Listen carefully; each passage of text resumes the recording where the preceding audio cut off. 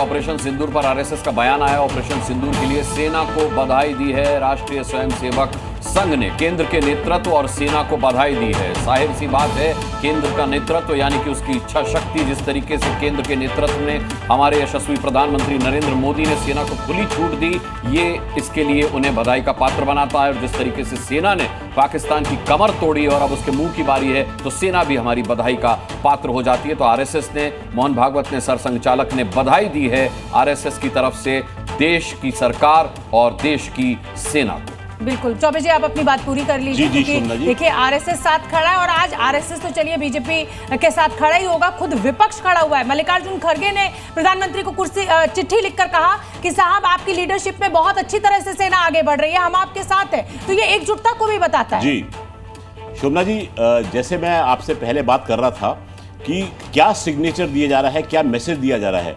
International geopolitics और diplomacy में छोटी छोटी चीजें होती हैं, वो देखने वाली होती हैं।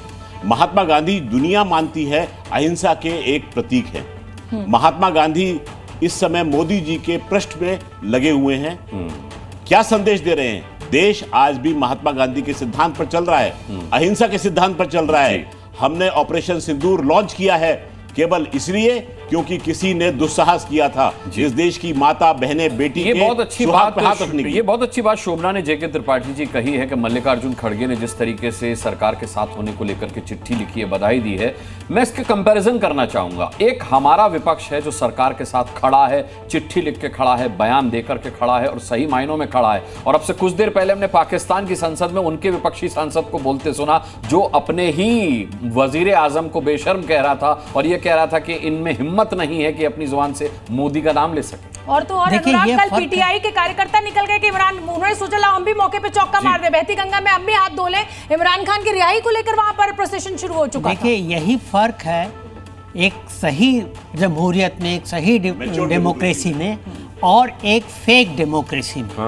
क्योंकि सही डेमोक्रेसी में जब देश की रक्षा की बात आती है तो सब एकजुट हो जाते हैं। फेक डेमोक्रेसी में सब अपना अपना वेस्टेड इंटरेस्ट देखते हैं, यही फर्क है। और आप देखिए कि इसी रक्षा मंत्री ने कल जब ये कहा था कि जहाज गिराए गए, हमने जहाज गिराए हैं, और उसका फैक्ट चेक किया गया तो पता लगा वो राफेल नहीं, वो पिछले साल MiG-29 एक जो क्रैश हुआ था उसके फोटो डाले। मतलब पूरा फर्जीवाड़ा। और यहाँ पर सरकार के लेवल पर, सेना के लेवल पर, ISI के लेवल पर, अनुराग, फर्जीवाड़े का पूरा फर्जिस्तान है ये। जी अच्छा रामकृपाल जी, एक चीज मैं आपसे जरूर जानना चाहूंगा, क्योंकि इसको लेकर के सोशल मीडिया पर मैंने बड़ी बहस देखी। मैं आपसे चाहूंगा, क्योंकि आपका बड़ा अनुभव है, आप बड़े युद्ध कवर कर चुके हैं, ये युद्ध है या फिर मिलिट्री ऑपरेशन है? देखिए ईमानदारी की बात तो यह है कि सेकेंड वर्ल्ड वॉर भी जो हुआ था उसमें युद्ध डिक्लेयर नहीं किया गया था।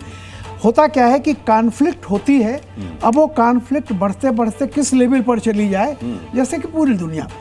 तो ये देखिए कोई भी इसको युद्ध डिक्लेयर नहीं करेगा, क्योंकि युद्ध डिक्लेयर करना आप समझते हैं ना, कई तरह की चीजें आती हैं।